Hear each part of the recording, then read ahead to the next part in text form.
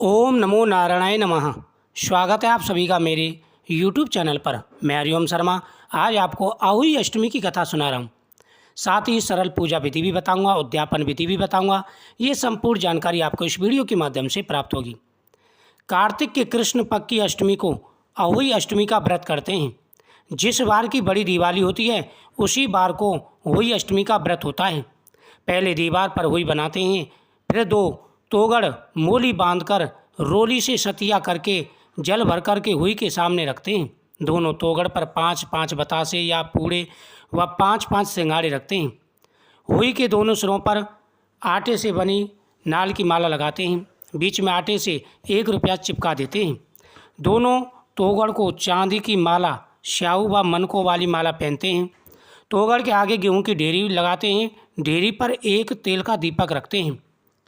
1 लोटा जल भरकर रखते हैं। मोली बांधकर सतिया करके अपने माथे पर बिंदी लगाते हैं। फिर होई के आगे बैठकर हाथ में गेहूं के 7 दाने लेकर के कथा सुनते हैं। प्राचीन समय की बात है, एक साहूकार था जिसके 7 बेटे और बहुएं थीं। कार्तिक के महीने में दिवाली से पहले अष्टमी को अपने मकान की लिपाई पुताई करने के लिए 7 बहुएं अपनी इकलौती लिपाई पुताई के लिए खदान से मिट्टी खोदने गई। वह जाकर के खदान से मिट्टी खोद रही थी। वहाँ पर ननंद के हाथ से कुदाली से स्याऊ के बच्चे को लग गई और वह मर गया। इससे स्याऊ माता बहुत नाराज़ हो गई और बोली कि मैं तेरी कोख बांधूंगी। ननंद अपनी 7 भाभियों से बोली, तुम में से कोई अपनी कोख बंधवा लो। तब 6 भाभियों ने अपनी कोख बंधवाने से इनकार कर दिया, परंतु छोटी भाभी सोचने लगी, यदि मैंने अपनी कोख नहीं बंधवाई तो सासू जी नाराज हो जाएंगी। यह सोचकर ननंद के बदले में छोटी भाभी ने अपनी कोख बंधवा ली। इसके बाद छोटी बहू के जो बच्चा होता वह 7 दिन के अंदर मर जाता। एक दिन उसने पंडित जी को बुलाकर पूछा, मेरी संतान 7वें दिन मर जाती है, इसके लिए मैं क्या करूं? तब पंडित जी ने कहा, तुम सुरई गाय की सेवा करो। सुरई गाय स्याऊ माता की भाईली है, वह तेरी कोख खुलवा देगी, तभी तेरा बच्चा जिएगा।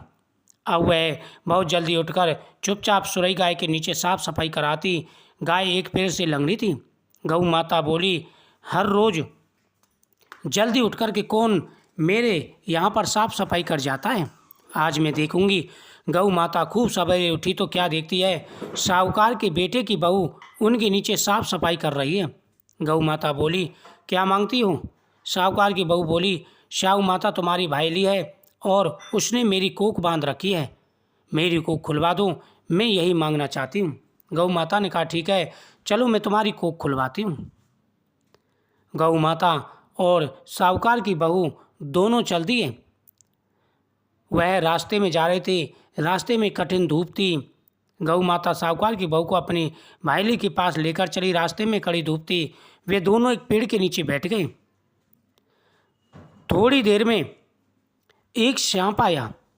उसी पेड़ पर गरुड़ पंखनी के बच्चे रहते थे। जब भी गरुड़ पंखनी अंडा देती थी, बच्चे होते थे, सांप चढ़कर के उन बच्चों को खा जाता था। उस दिन भी जब गऊ माता और साहूकार की बहू उस पेड़ के नीचे बैठी थी, तभी वहाँ पर एक सांप आया और वह पेड़ पर चढ़ने लगा। साहूकार की बहू ने सांप ढाल के नीचे दबाकर मार दिया, बच्चे को बचा लिया। थोड़ी देर में गरुड़ पंखनी आई तो वहाँ खून देखकर साहूकार की बहू को चोंच मारने लगी। साहूकार की बहू ने कहा, तुम मुझे चोंच क्यों मार रही हो? मैंने क्या ऐसा कसूर किया है? उन्होंने कहा कि तुमने हमारे बच्चों को मारा है, हर बार तुम ही हमारे बच्चों को मारती हो। साहूकार की बहू ने कहा, मैंने तुम्हारे बच्चों को नहीं मारा, बल्कि तुम्हारे बच्चों को मैंने बचाया है। मैंने तो उससे तेरे बच्चों की रक्षा की है। ये देखो, सांप यहाँ पर मरा पड़ा है। सांप तुम्हारे बच्चों को आकर के खा जाता था। यह सुनकर के गरुड़ पंखनी बोली, मांग, क्या मांगती है? तूने मेरे बच्चों की रक्षा की है, जो तू मांगती है आज मैं वही तुझे दूंगी। वह बोली, 7 समुद्र पार स्याऊ माता रहती है, हमें तुम उनके पास पहुंचा दूं। गरुड़ पंखनी ने दोनों को अपनी पीठ पर बैठा करके स्याऊ माता के पास पहुंचा दिया। स्याऊ माता उनको देखकर बोली, आ बहन, बहुत दिनों में आई है। बातें करते एक समय स्याऊ माता ने बीच में कहा, बहन, मेरे सिर में जुएं पड़ गए हैं। सूर्य के कहने पर साहूकार की बहू ने उनके सिर की सारी जुएं निकाल दी। इस पर स्याऊ माता ने प्रसन्न होकर कहा, तूने मेरे सिर में बहुत सलाई फिरी है, इसलिए तेरे 7 बेटे और 7 बहुएं होंगे। मैं तुझे वरदान देती हूँ। वह बोली, मेरे तो एक भी बेटा नहीं है और 7 बेटे कहाँ से होंगे। स्याऊ माता बोली, वचन दिया है, वचन से फिरूँ तो धोबिन की कुंड की कंकड़ी हूँ। साहूकार की बहू बोली, मेरी कोख तो तुम्हारे पास बंद पड़ी है, मेरी कोख तो तुम्हारे पास बंद पड़ी है। यह सुनकर के स्याऊ माता बोली, तूने तो मुझे ठग लिया। मैं तेरी कोख खोलती तो नहीं, पर अब खोलनी पड़ेगी। जा, तेरे घर पर तुझे 7 बेटे 7 बहुएं मिलेंगी। तू जाकर के 7 उद्यापन करना, 7 हुई बना कर के 7 कढ़ाई बना करना। वह लौटकर घर आई, वहाँ देखा 7 बेटे 7 बहुएं बैठी हैं। उसने 7 हुई बनाई, 7 उद्यापन किए, 7 कढ़ाई करी।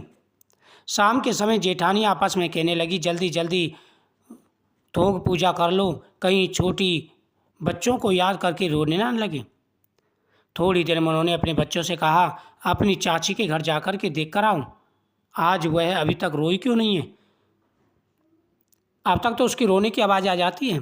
बच्चों ने आकर के चाची को देखा और कहा, चाची तो हुई बना रही है, खूब उद्यापन हो रहे हैं। यह सुनते ही जेठानियाँ दौड़ी दौड़ी आईं और कहने लगीं, तूने कोख कैसे खुलवाई। उसने कहा, तुमने तो कोख खुलवाई नहीं थी, बंधवाई नहीं थी, मैंने तो कोख बंधवाई और स्याऊ माता ने प्रसन्न होकर के मेरी कोख खोल दी। हे स्याऊ माता, जैसे साहूकार के बेटे की बहू की कोख खोली, वैसे ही हमारी और सब परिवार की बहुओं की कोख खोलना, सभी के बच्चों पर अपनी कृपा दृष्टि बनाए रखना। कथा सुनने के बाद में फिर आपको विनायक जी की यानी गणेश जी की कथा जरूर सुननी चाहिए, इससे पूजा का पूरा फल प्राप्त होता है। एक बार विनायक जी महाराज एक चुटकी में चावल और एक पात्र में दूध लेकर के घूम रहे थे कि भाई मेरी कोई खीर बना दो। एक बुढ़िया माई बोली, ला मैं तेरी खीर बना दूँ। वह एक कटोरा ले आई। तब विनायक जी बोले, बुढ़िया माई कटोरा क्यों लाई हो, भगोना लाकर चढ़ा दें। तब बुढ़िया माई बोली, इतने बड़े भगोने का क्या करोगे, कटोरा ही काफ़ी है। विनायक जी ने कहा, पहले आप दूध चढ़ा के देख लीजिए। बुढ़िया माई ने भगोना चढ़ा दिया और चढ़ाते ही वह दूध से भर गया। फिर विनायक जी ने कहा, मैं बाहर जाकर आता हूँ, तुम तब तक खीर बना कर रखना। उस दिन अवई अष्टमी का दिन था। खीर बना करके तैयार हो गई, परंतु विनायक जी महाराज नहीं आए तो बुढ़िया माई का मन ललचा गया और वह दरवाज़ा बंद करके खीर खाने लगी और बोली, विनायक जी महाराज भोग लगाओ। और भोग लगा करके वह खीर खाने लगी। जैसे उन्होंने खीर खाई, इतने में विनायक जी आए और बोले, हे बुढ़िया माई, खीर बना ली। बुढ़िया माई बोली, हाँ, आकर जीम लो। विनायक जी बोले, मैंने तो जीम लिया, जब तूने भोग लगाया था उसी समय मैंने भोग पा लिया। तब बुढ़िया माई बोली, तुमने मेरा पर्दा हटा दिया है, परंतु किसी और का पर्दा मत हटाना।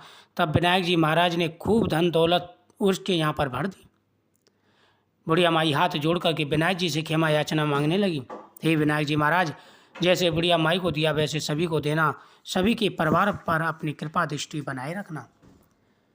इस प्रकार से अहोई अष्टमी का व्रत किया जाता है। उद्यापन विधि, जिस